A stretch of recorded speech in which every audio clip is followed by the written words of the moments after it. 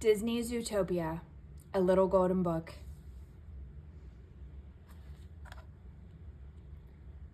Disney's Zootopia, adapted by Heather Knowles, illustrated by Vivien Wu, designed by Alfred Giuliani.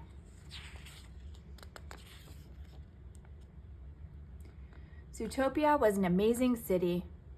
Animals of all different sizes and shapes lived and worked together happily. Everyone was equal, whether they had long claws or little paws. Anyone can be anything.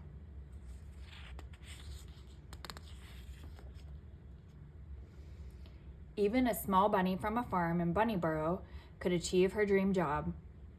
Judy Hopps was the first bunny ever to join the Zootopia Police Department. Judy hopped with excitement as she waited for her first assignment. But when Police Chief Bogo handed her a machine for issuing parking tickets, her ears fell. She wanted to solve crimes, not be a meter maid.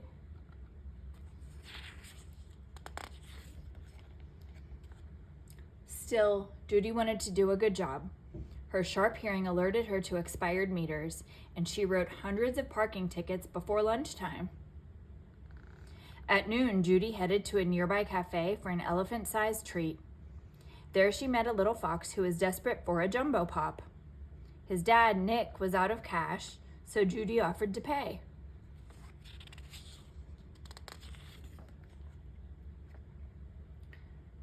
But very soon, Judy learned that Nick had tricked her. He melted the jumbo pop to create smaller popsicles. Then he resold those for a big profit.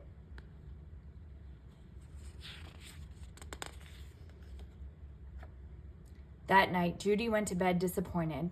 The day hadn't turned out like she'd planned. She wanted to fight crime. I just need one chance. The next day, Judy got her chance. Mrs. Otterton's husband was missing, and Judy offered to take the case. Assistant Mayor Bellwether agreed, and Mrs. Otterton was so grateful. But Judy had only 2 days to solve the crime.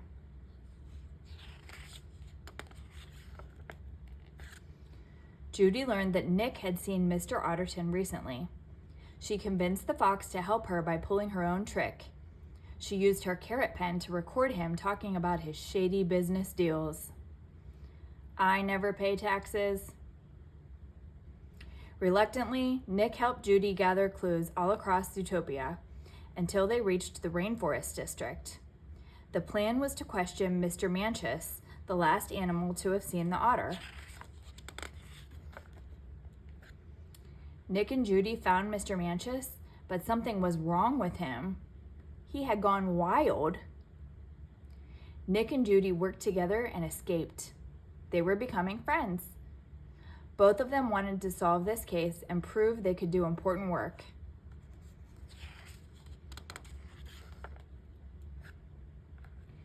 Judy knew how to find their next lead. Using security camera footage, she led Nick to a scary building on the edge of town. Inside, they found more wild-eyed animals, including the missing otter. Why had these animals turned savage?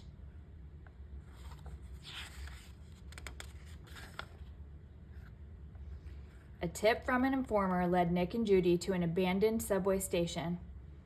While Nick distracted the guards, Judy slipped into a subway car that was also a secret laboratory. Judy saw a ram create a serum using a flower. She learned that the serum caused mammals to turn wild.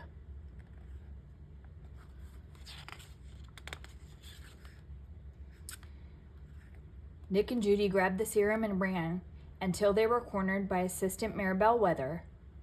The sneaky sheep had created the serum because she knew that if animals with claws and fangs, predators, became savage, citizens would be scared of them. Then the smaller animals could lock them up and take over. Bellwether shot a dart filled with the serum into Nick.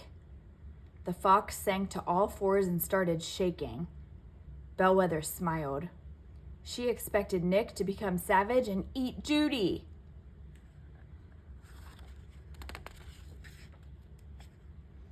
But Nick didn't turn wild. He and Judy had pulled their greatest trick. They had switched the serum with blueberry juice. Nick and Judy gave the evidence to Chief Bogo, and Bellwether was arrested. All the animals who had gone savage, including Mr. Otterton, would soon be cured.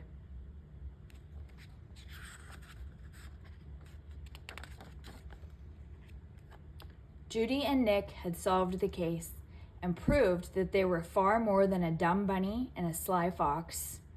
They were partners and best friends, ready to fight crime in Zootopia. The end.